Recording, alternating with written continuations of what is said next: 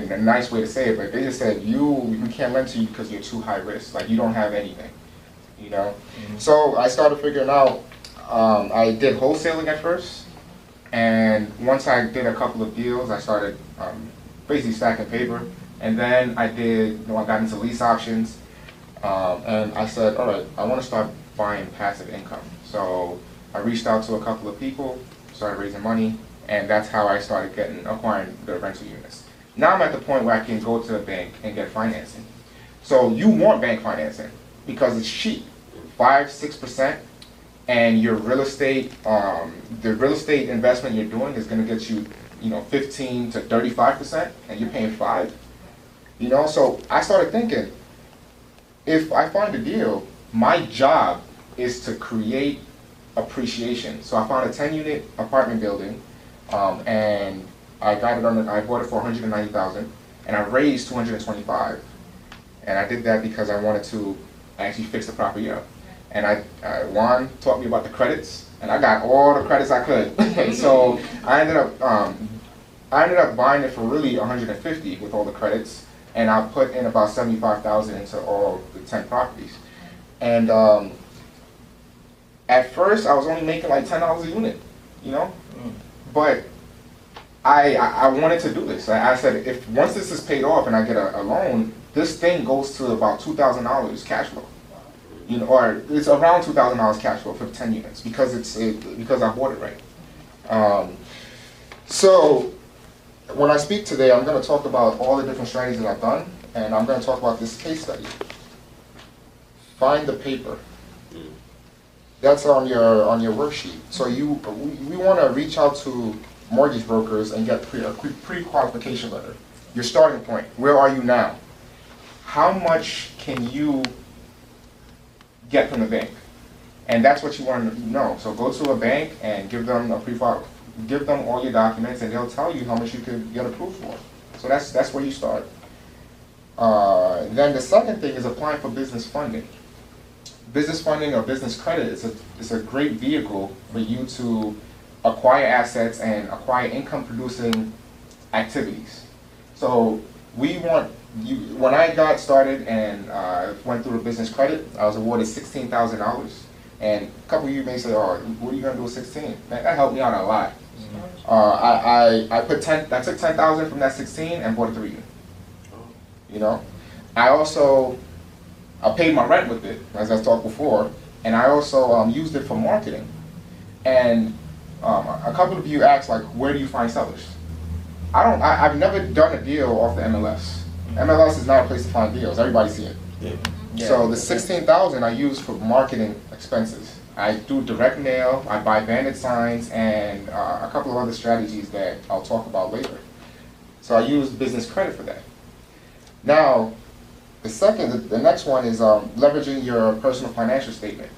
Back then, I didn't have a personal financial statement. Well, I had one, but it was collecting dust somewhere. Yeah, it was collecting dust. It was in the red, but I focused on it, and that's when I met Juan, and Juan said, "I know it's scary to look at it, but you need to do that because what you focus on, it grows." So that's what I started focusing on. And 4, building a buyer's list. Where do you find buyers from?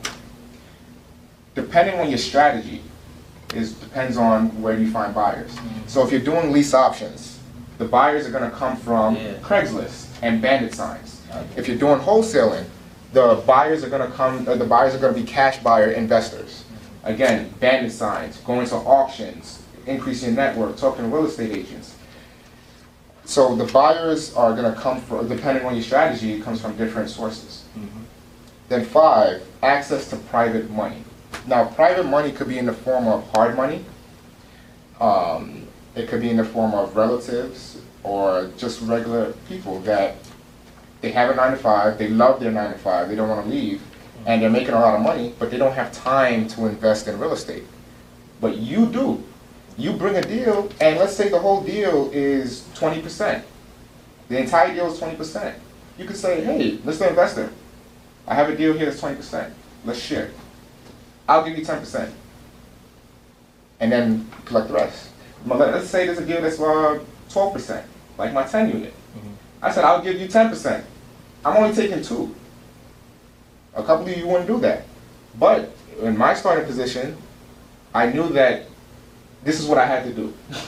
That's what I had to do because I knew Building credibility. Building credibility. I have this 10 unit now. 2 years from now, I could go to the bank and say, hey, I have a 10 unit and I have other properties, and this is my experience. Now I have experience, and I want a loan.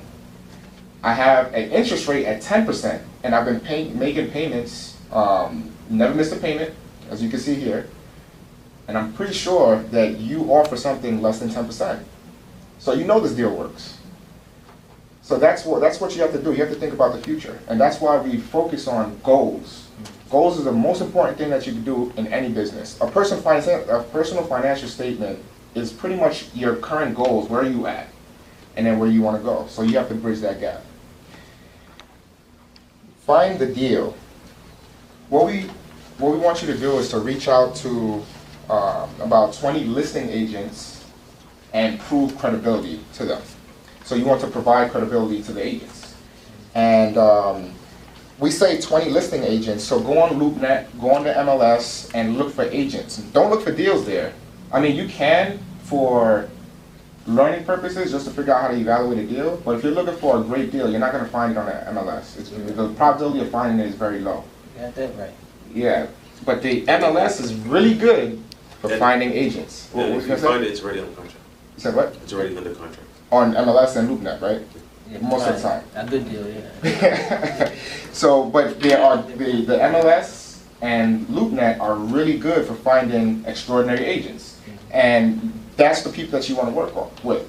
You call them and you say, I'm a real estate investor and I'm looking to buy properties, and then you follow the script and prove credibility, and then you want them. You basically want to be in their pocket listing, and a pocket listing is. Let me explain why the MLS and LoopNet aren't good for finding deals.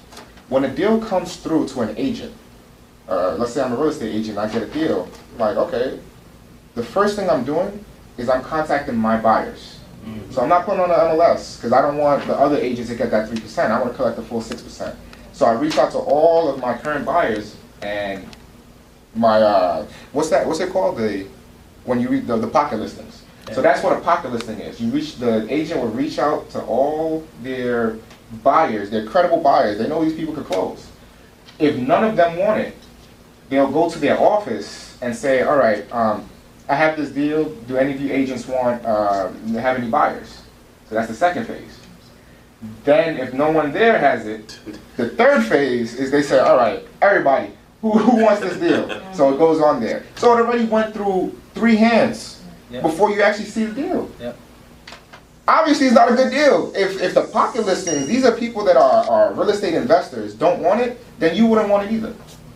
What we want to find is, what you want to have is to be that pocket listing. Or, what I do is talk directly to the sellers. Mm-hmm. And that is number 3. So send out direct mail campaign.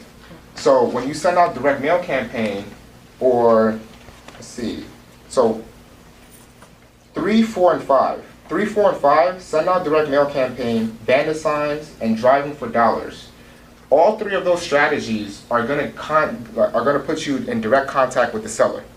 Once you're in direct contact with the seller, that's when the fun starts for me, because I'm really good at evaluating someone's current position, and I can't do that talking to an agent. When I talk to an agent, they're going to be telling me all kinds of stuff. Oh, the seller wants 100,000. I'm like, all right, offer him 50. I can't do that. Like, what do you mean you can't do that? Just offer him 50. Oh, he's not going to accept it. How do you know? See, that's why I don't like dealing with all that stuff. I talk to the seller. I'm like, all right, what's your current position? Like, we have a script that our coaching students, that we give to our coaching students, and it's pretty much like a questionnaire. So our scripts are questionnaires. When you on the phone with a seller, you want to ask questions because you control the conversation. And then you can know where they stand. What you want to do in any negotiating situation is put yourself in the other person's shoes. Why do they want to sell? Yes, sir. How much do they want to sell for? When do they want their money? It's nice that they want to sell. They want 50,000 or 100,000, but when? Maybe I could give them $5,000 today, and then the rest in 10 years. Mm-hmm. You know, and I pay them overtime and monthly payments. Maybe that might work for them.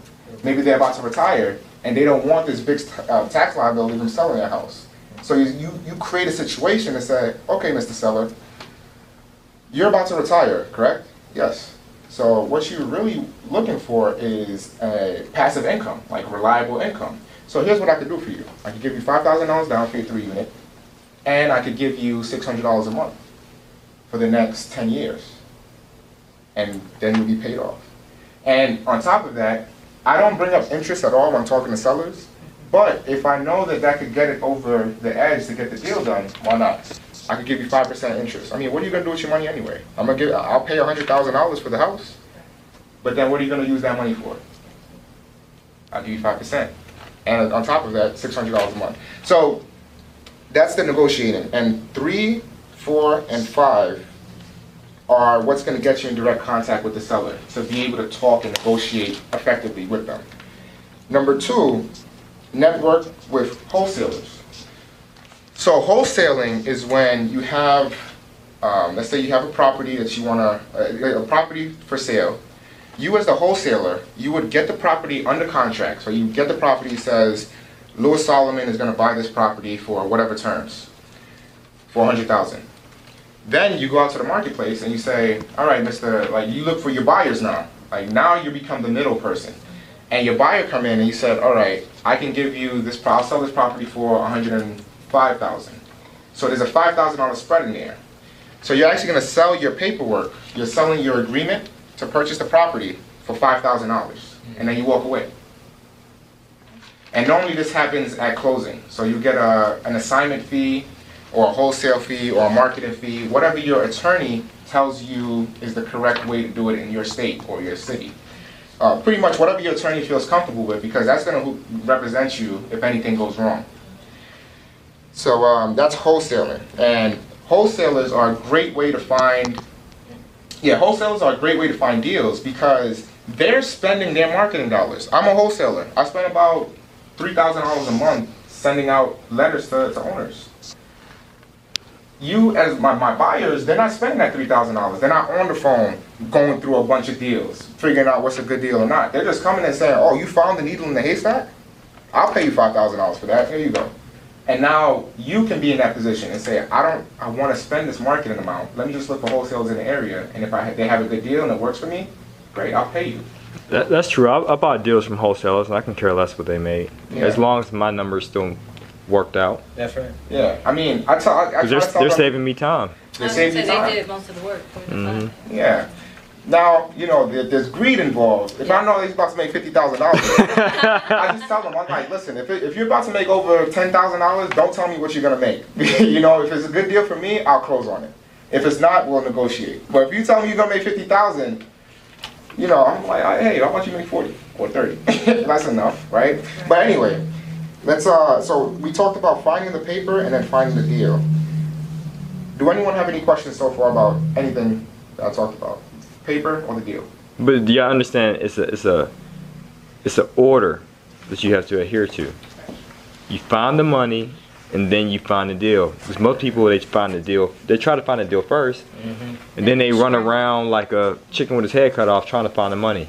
Asking everybody for the money, then it's like you lose credibility with that deal finder, that agent, or that wholesaler. But if you found the money first and say, hey, real estate agent, I got my pre-qual, plus I have proof of funds, plus here's my credit report. If I presented that to you, you might say, oh, this person's a credible buyer. That's right. Yeah. I'm going to go out there and find a deal for them. So you found the money first, and then you find the deal. So Juan stresses that. I mean, if that's for buying whole, so let me be specific. Okay, for buying whole. So if you're a wholesaler, you can care less about finding the money. That's right. Because you're not going to hold it. Exactly. So I'm just talking on behalf of the buy and hold strategy for passive income. And with lease options, you care less about finding a buyer first too, because so there's different strategies for different things. Buy and hold is different than wholesaling than lease options. For lease options and wholesaling, if you're not going to keep it, then finding the deal is the most important part, because a great deal, you'll find a buyer. You see what I'm saying? Like if you find an awesome, amazing deal, you're gonna find a buyer. Well, with buy and hold, you are the buyer. So like you have to find the money first. Right. You know, or else you're gonna lose credibility. Thanks for watching the video. We appreciate your viewership. By the way, guys, make sure you subscribe to 100%finance.com. We have a plethora of tools that can help you succeed financially. We have a report on credit repair, 3 tips on how you can improve your FICO score. We also have a business credit ebook. We have a ton of real estate related documents, from deal analyzers to a mortgage calculator, a whole bunch of resources. You just have to subscribe. And one last thing, don't want to forget, we are offering free live webinars to answer your questions. This is only made available to our website subscribers. So you have to subscribe to 100%finance.com to receive the details as to the date, the time, and the call-in information for the webinars to answer your credit repair, business credit, or business funding needs, as well as your real estate related questions. Thank you guys again for watching, and subscribe.